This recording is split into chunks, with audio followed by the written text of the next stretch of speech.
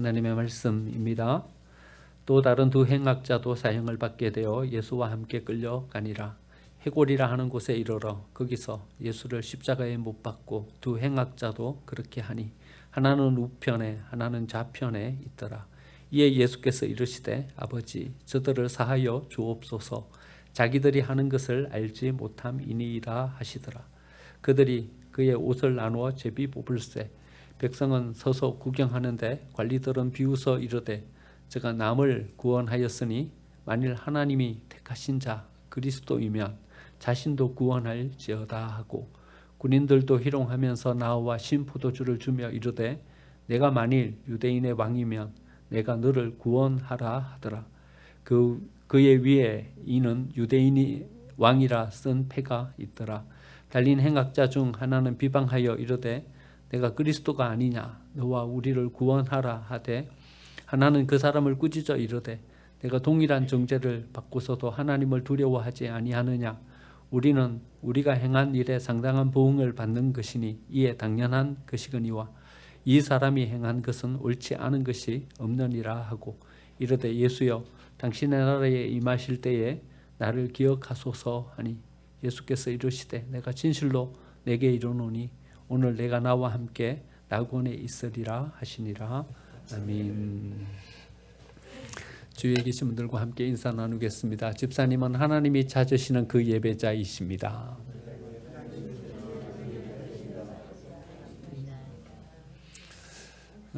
우리가 그 예배자로 선 줄 믿습니다. 아멘. 예배를 통해서 주시는 하나님의 은혜도 우리의 삶 가운데 풍족히 누리는 우리 생명샘의 가족들이 되셨으면 좋겠습니다. 예수님이 십자가에 못 박히실 때 행악자도 그 십자가 양편에 못 박히게 됩니다. 마태복음에서는 이 행악자가 강도다 그렇게 표현하고 있습니다. 레스페스라는 용어를 사용하고 있는데요. 이 레스페스라는 말은 혁명가이다 이런 뜻도 있습니다. 그러니까 십자가에 못 박히는 이 두 사람은 이스라엘의 독립을 위해서 애썼던 제로당원이었을 가능성이 크다 이렇게 보는 거죠. 십자가형이 아주 잔인합니다. 십자가에 못 박히면 짧게는 3, 4일 길게는 일주일 그렇게 십자가에 매달려 있습니다. 그러니까 얼마나 잔인한 이 처형의 방법입니까? 죽음의 그 공포를 일주일 동안이나 느끼면서 서서히 죽어가는 이 처형 방법이 십자가형이죠. 그러니까 웬만한 죄를 저질러서는요 십자가형에 처하지 않습니다. 어떤 사람만 십자가형에 처하냐 하면 정치범들요. 그러니까 로마에 대항해서 독립전쟁을 일으키는 이 사람들에게 본보기로 그러니까 다시는 이런 일 하면 안 된다. 뭐 이런 본보기로 처형하는 것이 십자가형이죠. 그러니까 예수님의 좌우편에 달린 이 사람들도 어쩌면 예수님처럼 정치범으로 그렇게 이제 십자가에 못 박히고 있는 거죠. 정치범으로 십자가에 못 박히고 있지만 이 사람들이 가지고 있는 생각은 어쩌면 이스라엘 모든 백성들이 가지고 있는 그런 생각입니다. 로마가 점점 확장하면서 전쟁을 벌이고 있는데 그 군수 물자를 대기 위해서 과도한 세금을 식민지 나라들에게서 거두어 갔습니다. 이스라엘 백성들의 삶이 아주 피폐해졌습니다. 끼니를 잊기가 어렵고요. 인간다운 삶은 포기해야 되는 그런 삶이었습니다. 이게 사회적인 어떤 통념이 사회적인 상식이 이 반로마적인 생각을 가지고 서는 것이 당연한 그런 시대였습니다. 이 두 사람 또한 어쩌면 이런 자기의 삶을 그의 삶 가운데서 끝까지 펼쳐간 사람입니다. 사실 로마의 지배 그 사람들이 이야기하는 대로 고분고분 살아가지 않을 수 있는 사람들은 몇 되지 않을 것이다 생각합니다. 마음속에서야 분노가 일어나지만 마음속에서야 어떻게 우리를 이렇게 살라고 하나 속상한 어떤 그런 마음을 가지지만 거기에 저항해서 살아가는 것은 쉽지 않은 일이죠. 그런데 이 두 사람은요 그들이 붙잡혀서 십자가 처형에 처해질 그 순간까지 그들의 가진 어떤 의지와 마음을 굽히지 않고 나아갔던 사람입니다. 어쩌면 우리 일제강점기 때 안중근 의사나 윤봉길 의사나 이런 사람들처럼 모든 사람들이 다 반일에 대한 또 민족에 대한 사랑의 마음을 가지고 섰지만 감히 거기에 대항해서 선뜻 나서지 못하고 있었지만 특별하게 어떤 자기의 의지와 자기의 생각을 가진 사람들은 그런 어떤 일들을 이루면서 갔던 사람들이 있었던 거죠. 그러니까 예수님 십자가 옆에서 못 박히고 있는 이 두 행악자도 어쩌면 이런 어떤 마음의 의지와 굳은 결심을 가지고 자기 나름대로의 생각을 가지고 그 의지를 펼쳤던 그런 사람들이었던 것이죠. 이 두 사람을 이렇게 살펴보면요, 십자가 위에서 못 박히는 그 순간에 어떤 상당히 다른 어떤 반응을 가지고 예수님을 대하고 있는 것을 보게 됩니다. 첫 번째 사람은요, 죽음에 직면해 있는 그 순간까지도 자기의 생각을 가지고 예수님을 판단합니다. 어떻게 그 능력을 가지고 이 로마를 향해서 싸울 생각을 한 번도 안 해봤냐. 지금 이 백성들은 이렇게 공경과 어려움을 당하고 이렇게 힘든 상황 가운데 놓여 있는데 어떻게 그 능력을 가지고 백성들을 구할 생각은 안 했냐. 예수님을 비판하면서 쓰는 거죠. 자기의 생각, 자기가 가진 어떤 사회적인 정치적인 통념, 그것을 벗어나질 못하는 거죠. 어쩌면 끝까지 그 생각을 고수하면서 그렇게 씁니다. 어쩌면 우리는요, 이 첫 번째 행악자에게 마음이 훨씬 더 실리는지도 모르겠습니다. 의지가 굽혀지질 않는 거예요. 끝까지 그 의지를 가지고 굳세게 자기의 생각을 가지고 자기의 삶을 이렇게 펼쳐 가는 거죠. 기성세대들이 가지고 있는 우리의 생각들 이렇게 보면요, 어쩌면 우리도 이 행악자 못지않은 우리의 어떤 굳은 의지와 생각을 가지고 우리의 삶을 우리 기성세대들이 가지고 있지 않은가 생각해 봅니다. 60년대, 50년대, 60년대, 70년대 초반까지 어쩌면 우리의 삶은 상당히 힘들고 어려운 삶이었습니다. 이 시대를 살아온 사람들, 어쩌면 우리의 삶에 있어서 최고의 목표는요, 성공하는 것이 우리의 삶의 최고의 목표입니다. 그리고 그 아버지 밑에서 자라고 있는 그 다음 세대들, 우리는 이렇게 강요당합니다. 세상 속에서 성공해야 된다. 성공해야 된다. 그러니까요, 우리의 삶은 성공하지 않으면 이 세계 속에서 어떻게 우리 입지를 가지고 우리의 삶을 세울 수가 없는 거예요. 어쩌면 일제강점기 때 한국의 조선의 독립을 위해서 애썼던 사람들처럼 우리 그 이후를 살아가고 있는 우리들은요, 또 다른 삶의 어떤 의지와 신념을 가지고 살아가는 거죠. 성공해야 된다. 성공해야 된다. 행복? 그것은 배부른 소리다. 성공해야 된다. 우리의 입지 명확하게 세우고 우리의 입지를 다져야 된다. 이거 가지지 못하면 우리는 무시당하고 사람들에게 인정받지 못하는 그런 삶을 산다. 우리의 입지 견고하게 세워야 된다. 성공해야 된다. 소유, 아무것도 없었던 삶을 살았어요.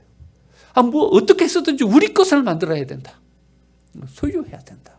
그래서요, 우리는 소유하기 위해서, 성공하기 위해서 밥도 안 먹고요, 누리지도 못하고요, 그래 우리의 삶을 살아왔고 우리 자녀들에게도 그런 삶을 강요합니다.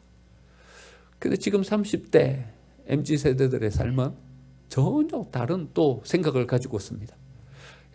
너무나도 피해를 많이 입은 거예요. 이런 삶을 강요당하면서. 그래서 기성세대들에 대한 반정서의 마음을 가지고 있습니다. 반기성세대, 반사회적인 이런 불만을 가슴속에 이렇게 담고 살아갑니다. 의지가 굽혀지질 않아요. MZ세대들의 생각을 보면요, 자기 나름대로의 어떤 생각을 가지고 이렇게 끝까지 기성세대들을 향한, 이 사회를 향한 어떤 그런 마음을 가지고 견고하게 자기의 어떤 삶의 자리를 또 이렇게 세워가고 있는 것을 보게 돼요. 이 두 행악자, 이스라엘의 독립을 위해서 끝까지 그 십자가의 죽음에 다다르도록 그의 삶을 굽히지 않고 나아갔던 이 사람들의 삶이나, 어쩌면 이 세상 속에서 성공하고 소유하고 내 삶의 입지를 세우기 위해서 앞도 뒤도 바라보지 않고 살아가고 있는 우리의 삶이나, 여러분 뭐 다를 게 뭐가 있습니까? 그런 마음을 가지고 살아가는 거죠. 하지만 첫 번째 이 행악자를 보면서 우리는 안타까운 마음을 또한 가지게 되는 것입니다.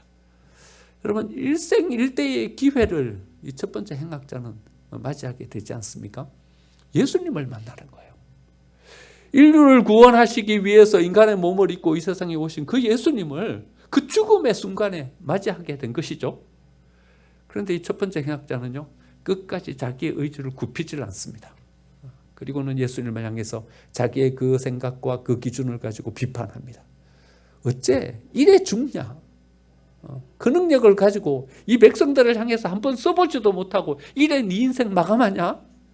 자기의 생각을 가지고 그 예수님을 비판하면서 서게 되는 거죠.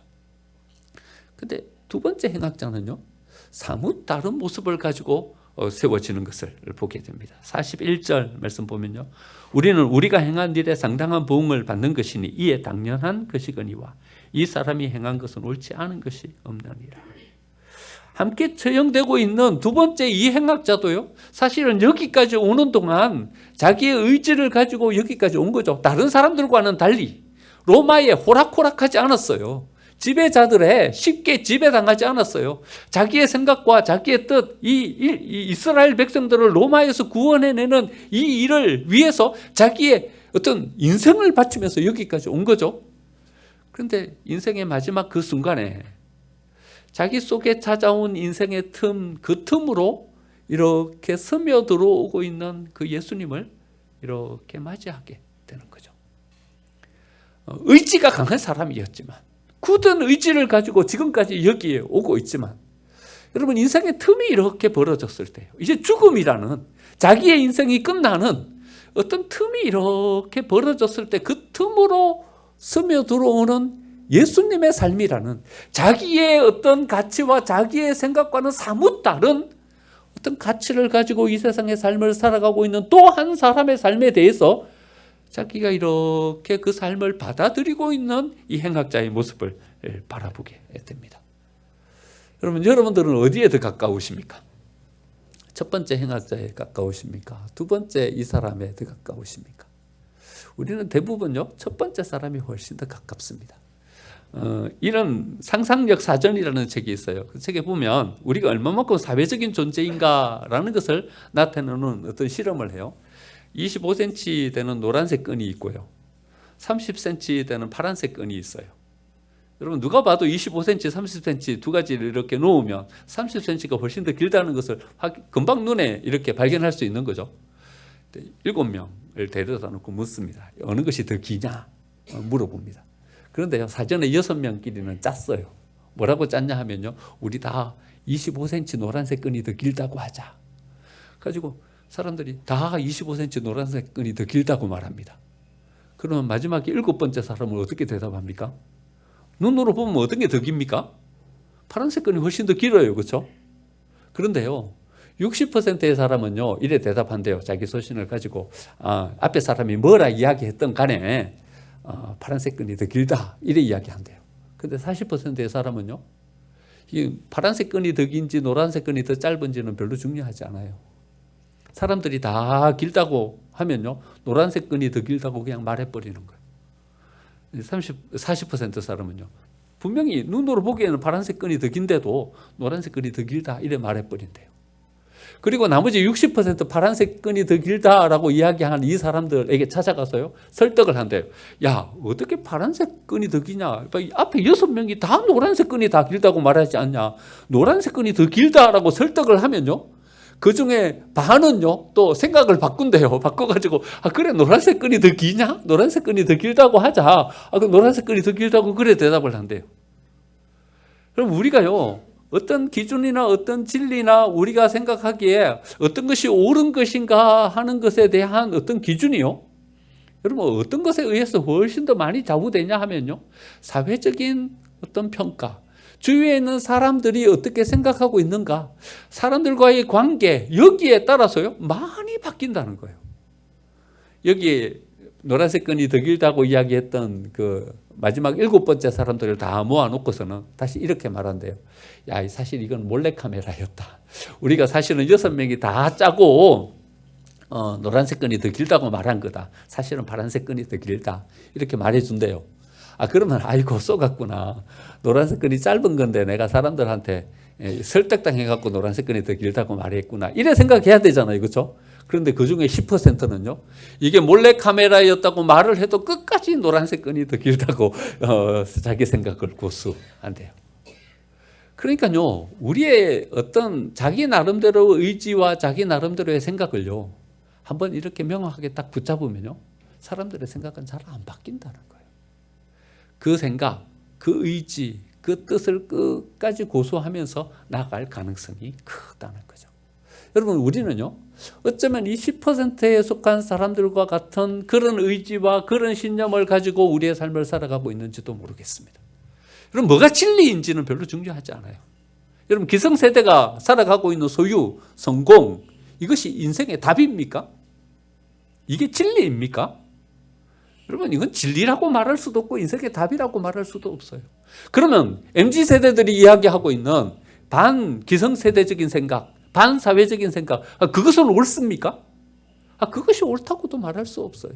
그런데요 우리는 이것이 우리의 인생의 유일한 목표라고 생각하고요. 이렇게 살아가는 것이 인생 잘 사는 것이다 라고 생각하면서 그런 삶을 살아간다는 거죠. 안 바뀌어요. 뭐라고 이야기해도 주위에 있는 사람들 그래 생각하면서 살아가고 있고 나도 지금까지 그런 삶을 살아왔고 그래서 자기의 삶을 그래 살아간다는 거예요. 더더군다나 우리는요. 목동에서 살아가고 있잖아요. 여러분 어떤 그 조사를 이렇게 했는데 우리나라에서 자존심이 제일 높은 동네 어느 동네가 우리나라에서 자존심이 제일 높은 동네일까요? 강남이 우리나라에서 자존심이 제일 높은 동네예요. 그 다음에요. 목동 사람들이 자존심이 제일 높은 사람들이에요. 목사님들끼리 우스갯소리를 흔히 이야기를 해요. 목회하기 제일 힘든 데가 어디냐? 이민 목회하기가 제일 힘들다. 왜냐하면요, 이민 갈 때 나름대로의 어떤 꿈을 가지고 자기 나름대로의 어떤 삶의 기준을 갖고 이민 간 거예요. 이민 가면 거기 속에서의 어떤 자기의 비전과 꿈, 환상 그것을 딱 설정해 놓기 때문에 그 사람들을 데리고 목회하는 것이 무척 힘들고 어렵대요. 두 번째 힘든 곳이 강남이고요. 세 번째 힘든 곳이 목동이래요. 왜 그런가 하면요. 자기의 생각을 고수하는 거예요. 끝까지 고수하는 거예요. 하나님의 말씀이 어떤 기준을 제시하든 그건 중요하지 않아요. 내 생각이 이래요. 자기 소견에 옳은 기준이 있어요. 하나님의 말씀이 우리에게 어떤 길을 제시해 주시는가 별로 중요하지 않아요. 자기의 인생 길이 있어요. 내가 살아가고 싶은 내 길이 있어요. 그 길을 끝까지 가는 거죠. 첫 번째 행악자들처럼요. 어쩌면 하나님께서 우리에게 어떤 틈을 주시고 어떤 기회를 우리에게 주고 계시는데도 불구하고 어쩌면 우리는 이것 또한 무시해버리고 자기의 생각과 자기의 어떤 의지를 가지고 이 세상을 살아가는 여기에 우리가 붙잡혀 있을 가능성이 크다는 것이죠. 하지만 여러분 한번 생각해 보십시오. 이것이 얼마나 어리석은 일입니까? 여러분 일생일대의 기회를 맞이하고 있지 않습니까? 마지막 죽을 순간에 예수님을 만났다면 여러분 이 인류를 살아간 모든 사람들 가운데 가장 복 있는 사람이 예수님 옆에 십자가에 못 박힌 그 사람 아니겠습니까? 그 사람은 마지막 죽을 그 순간에 구원의 기회를 접하게 된 거예요. 예수님을 보면서 그 예수님의 어떤 삶이 그 마음속에 이렇게 전달되는 그 감동과 그 마음을 이렇게 받아들이기만 하면 그는 구원을 얻을 수 있는 어떤 기회를 맞이하게 되는 거예요. 그런데요, 첫 번째 행악자는 그 거부해버리고 마는 거죠.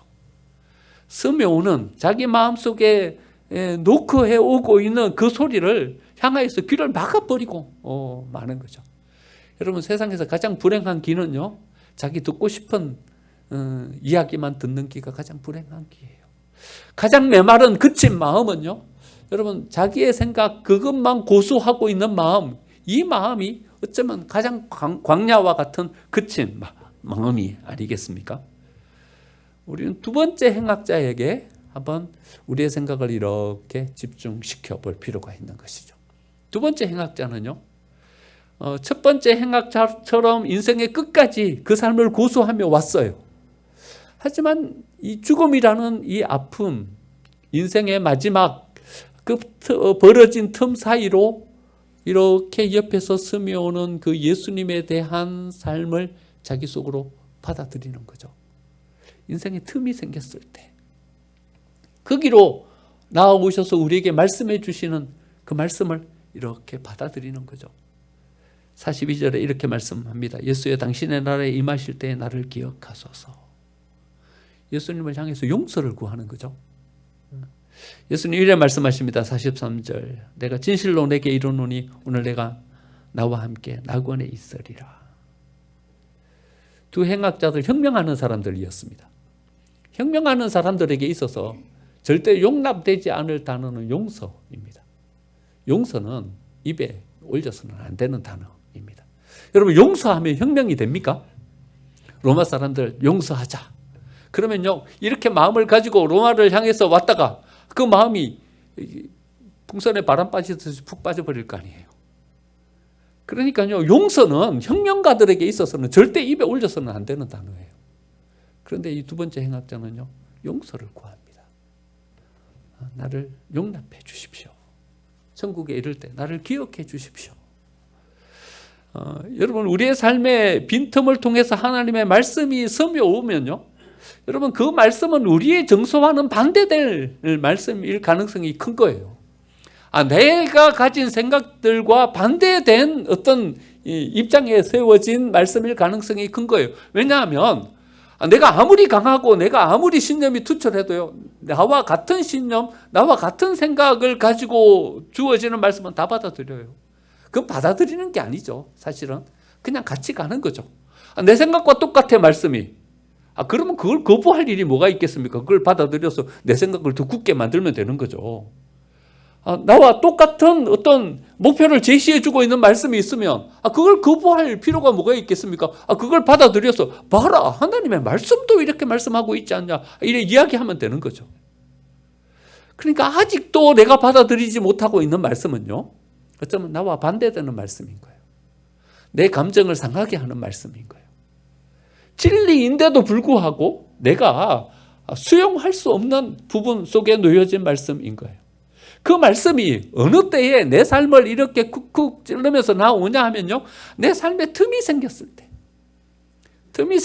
그 말씀이 나를 쿡쿡 찔르면서 나오는 거죠. 감정이 상해요. 이 말씀이. 이 말씀은 나와 좀 달라요. 가치관이 달라요. 하지만 여러분 하나님의 말씀이 우리에게 그 말씀을 제시해주고 있다면 그건 진리인 거예요. 그게 기준인 거예요. 내가 가지고 있는 이 생각이 기준이 아니라 내가 받아들이지 못하고 있지만 그 밖에 여전히 세워져 있지만 그게 기준인 거예요. 그게 길인 거예요. 하나님은 그 틈을 통해서 우리가 이 말씀을 받아들이고 이것을 통해서 우리의 삶을 새롭게 변화시키고 세워가기를 원하시는 거죠. 이 말씀을 이렇게 받아들이면요 우리는 십자가에서 예수님이 보여주고 계시는 그 삶의 가치와 그 진리를 우리가 이렇게 바라볼 수 있게 됩니다. 여러분 십자가는요 예수님이 일평생 살아가면서 살아가시는 모든 삶의 집약이 십자가예요. 많은 말씀도 행하시고 많은 기적도 행하셨지만 우리가 이 모든 것들을 다 생각할 수는 없잖아요. 십자가만 생각하면 돼요. 그러면요 그 십자가의 정신, 그 정신에 예수님의 전생애가 다 녹아져 있는 거죠. 어떤 것입니까? 자기 자신에 대해서는요 정의를 선포하시는 거예요. 인간의 죄에 대한 용서. 예, 하나님인데요. 천지를 창조하신 분인데요. 모든 것이 하나님 마음대로 다 하실 수 있는 거예요. 그러면 인간의 죄, 그냥 없다. 그냥 인간의 죄 내가 용서한다, 사한다. 그러면 되지 않습니까? 그런데 하나님은요 자기 자신에 대해서는 그래 말씀 안 하시는 거예요. 그 죄에 대해서는 정의롭게 모든 것들을 이루시는 거예요. 자기 스스로 인간의 모든 죄를 감당하기 위해서 십자가에 못 박아서 자기의 생명을 거기에 내놓으면서 인간의 죄를 사하는 거예요. 여러분 그냥 공짜로 주어지지 않아요. 정의롭게 행하는 거예요. 하나님 자기 스스로를 향하여서는요 정의의 잣대로 행하시는 거예요. 하지만 우리 인간을 향하여서는요 한없는 무한한 사랑과 관용을 가지고 우리를 받아들이시는 거예요. 믿기만 해라. 그러면 우리의 모든 죄는 다 사함받고 구원을 얻을 수 있다. 그러니까 십자가의 정신은요 정의와 사랑인데 정의는 누구를 향한 정의인가 하면요 자기 자신을 향한 정의이고요 사랑은 누구를 향한 사랑인가 하면요, 밖에 있는 모든 인류를 향한 사랑인 것을 바라보게 되는 것입니다. 여러분, 십자가가 보여주는 것이요, 하나는 곡선이고요, 하나는 직선인 거예요. 여러분, 직선은요, 정의와 율법이에요. 그것을 굳게 우리를 향하여서 곧장 우리의 삶을 재면서요, 어떤 삶이 잘못되었는지, 어떤 삶이 제대로 된 삶인지를 평가해 주는 삶인 것입니다. 또 하나는 곡선인데요, 그 곡선은 너그럽게 우리를 이렇게 품어주면서 안아주는 것입니다. 여러분, 십자가 위에서 우리에게 보여주신 이 두 곡선과 직선을요, 우리의 삶 가운데 둘 다 이렇게 받아들이면서 살아가야 합니다. 자기 스스로를 향하여서는 직선적인 정의와 율법과 하나님께서 우리에게 허락해 주신 공의를 우리의 삶 가운데 적용하면서 살아가야 하는 것이고요, 이웃을 향하여서는 곡선으로 너그러움을 가지고요, 관종을 가지고 포용을 가지고 나아가야 하는 것입니다. 유목민을 연구하시는 분들이요, 우리 산업사회를 살아가고 있는 우리들의 삶과 이렇게 비교하면서 유목민의 삶은 곡선이다 이렇게 비유했고요, 산업사회를 살아가고 있는 우리들은 직선적인 삶이다 이렇게 비유했어요. 여러분, 직선은 어떤 게 직선이에요? 두 점 사이의 최단거리, 이게 직선이에요. 그렇죠? 그러니까 이쪽 점에서 이쪽 점으로 갈 수 있는 최단거리, 가장 효율적인 거예요. 가장 경제적인 거예요. 그러니까 이쪽에서 이쪽까지 도달하기 위해서 불필요한 모든 것들은 다 제하는 거예요.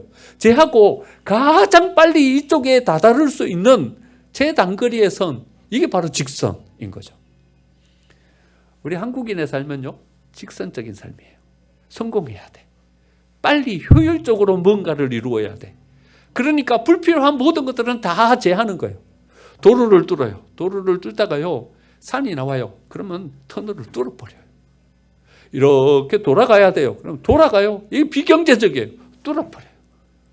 그래서요, 빨리 최단거리에 거기에 도달할 수 있는 도로를 만드는 거죠. 여러분, 요즘 속초 가기가 얼마나 수월해요. 옛날에는요, 대관령 꼬불꼬불 거기, 한계령 꼬불꼬불 거기를 다 넘어갔어야 했어요. 근데 지금은요, 그냥 터널을 뚫어갖고 속초까지요, 단번에 쑥 갈 수 있어요. 얼마나 효율적이에요. 얼마나 경제적이에요. 근데 우리가 놓치고 있는 게 있어요. 효율적이긴 해요. 빨리 갈 수는 있어요. 근데 여러분, 속초 가면서 가졌던 정겨움과 여유로움과 우리의 마음속에 스물스물 찾아오는 행복감은요, 다 없어져 버렸어요. 여러분, 터널, 시커먼 아무것도 보이지 않는 그 터널을 지나가면서 주위에 있는 사람들과 뭔 정겨운 얘기를 나눌 수 있겠습니까? 우리의 마음속에 생기는 먼 기대와 부푼 어떤 희망 같은 것을 바라보면서 이제는 이 산을 넘어가면 저쪽에 펼쳐질 바다와 그 속에서의 어떤 새로운 여행을 하면서 가지는 어떤 즐거움과 행복감 같은 것은요, 터널을 지나가면서 이렇게 느끼기는 어려운 거죠. 여러분, 우리나라가요, 터널 뚫는 데는 최고의 기술을 가졌어요. 우리는요, 그냥 뚫어버려요. 그냥 뚫어버려요. 북한이 터널 뚫는데 최고의 기술을 가졌고요, 그 다음에 우리 남한이 터널 뚫는데 최고의 기술을 가졌어요. 우리나라만큼 터널을 잘 뚫는 나라가 없는 거예요. 외국 여행하면서 혹시 여러분 외국의 그 도로들을 이렇게 보셨습니까? 외국에 여행하면서 도로들을 보면요, 터널이 거의 없어요. 물론 이제 터널, 어쩔 수 없이 터널을 뚫어야 되는 데는 터널을 뚫어놨어요. 그런데요, 터널이 거의 없어요. 돌아가야 되는 곳이 있으면 돌아가요, 그냥요. 돌아가요. 넘어가야 되는 곳이 있으면요, 꾸불꾸불 하더라도 넘어가요. 넘어가면서 우리가 느끼고, 넘어가면서 우리가 우리의 삶 가운데서 이렇게 서로를 향해서, 우리 자신들을 향해서 느껴볼 수 있는 것은요, 빨리 경제적으로 효율적으로 거기에 닿는 것보다도 훨씬 더 많은 것을 우리의 삶 가운데서 담을 수 있기 때문에요. 애리조나 사막을 가면요, 여러분, 사막에는 아무것도 없잖아요. 그러니까 뭔 도로를 뚫기 위해서 주변에 있는 사람들이 땅을 사야 될 필요도 없잖아요. 그러니까 도로를 그냥 곧장 뚫으면 되잖아요. 그렇죠? 직선 도로로 뚫으면 되잖아요. 근데 애리조나 사막을 지나가 보십시오. 도로가 직선이에요? 직선이 아니에요, 여러분, 도로가. 직선으로 딱 뚫어놓으면 빨리 경제적으로 거기에 애리조나 사막을 지나갈 수 있는데, 일부러 도로가 곡선이에요. 이렇게. 아니 도로 이 건설하는 비용도 더 들어요. 이렇게 만들면요. 그래서 곡선으로 만들어놔요. 여러분 직선적으로 뭔가 효율적으로 빨리 그리고 신속하게 최단시간에 뭘 이루는 삶이라는 것이 그 삶이 정말 좋은 삶인가요? 여러분 직선적인 삶이 가지는 치명적인 결과가 있어요. 그럼 빨리 갈 수는 있는데요. 여러분 아무도 못 만나요. 한번 어떤 사람과 틀어진 삶 속에서 가면요. 이 사람은 영 이제는 만날 가능성이 없는 거예요. 이렇게 어긋나서 만날 가능성이 있는 삶을 향해서 가더라도요. 잠깐 만나고 난 다음에는요. 이제 다시 또 만나지 못할 삶으로 가는 거예요. 내 생각이 있어. 내 생각이 있어. 저 사람이 무슨 생각을 가지고 있는지는 별로 중요하지 않아. 내 뜻과 내 의지가 있어. 직선이에요. 자기 판단이에요. 자기 선택이에요. 끝까지 고수하는 거예요. 좁아요. 만날 수가 없어요. 하지만 곡선은 느려요. 하지만 넓어요. 하지만 함께해요. 그러면서 우리가 누릴 수 있는 것이 있고요. 거기 속에서 느낄 수 있는 것이 있는 거예요. 여러분 우리의 마음속에 스며오는 하나님께서 우리에게 주시는 그 삶을 이렇게 받아들이고 나면요. 그럼 우리의 삶이 훨씬 더 행복해지는 거예요. 성공해야 우리가 행복해져요? 좀 느리게 가도 행복할 수 있어요. 뭘 많이 가져야 우리가 행복해요? 많이 가지지 않아도 얼마든지 행복할 수 있어요.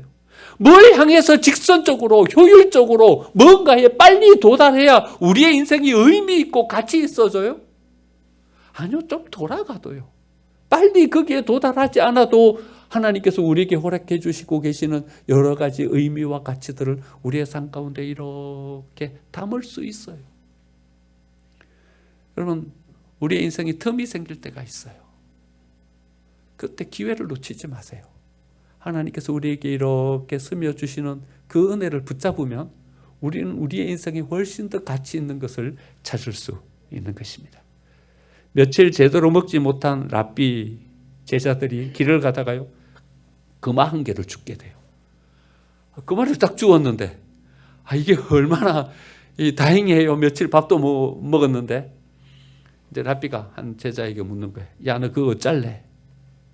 그랬더니 빨리 가가지고 빵을 사 먹어야죠. 배고파 죽겠는데 지금 다 우리 며칠 동안 쫄쫄 굶으면서 하나도 못 먹었는데.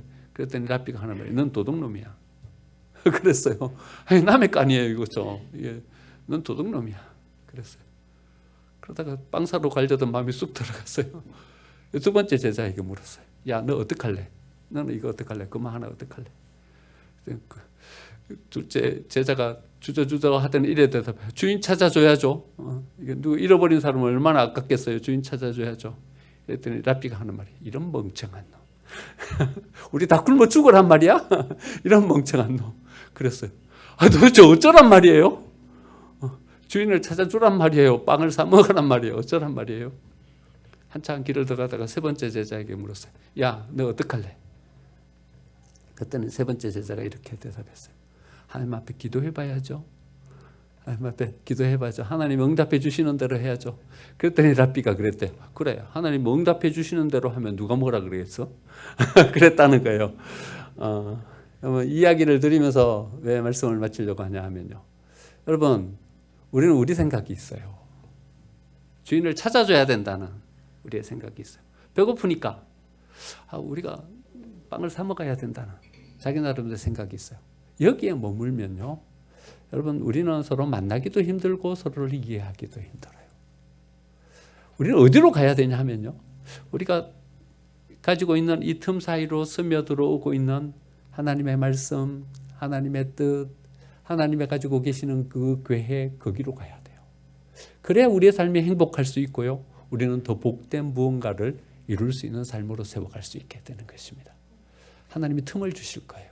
그것이 어쩔 수 없이 생긴 틈이든 아니면 하나님께서 우리에게 뭐 말씀을 주시기 위해서 우리에게 만들어주신 틈이든 틈이 생겼을 때 여러분 그걸 놓치지 마세요. 그 틈을 통해서 스며오는 그 말씀을 통해서 우리의 삶을 더 복되게 세워갈 수 있는 우리 모든 생명샘의 가족들이 되시기를 간절히 축원드립니다. 아멘.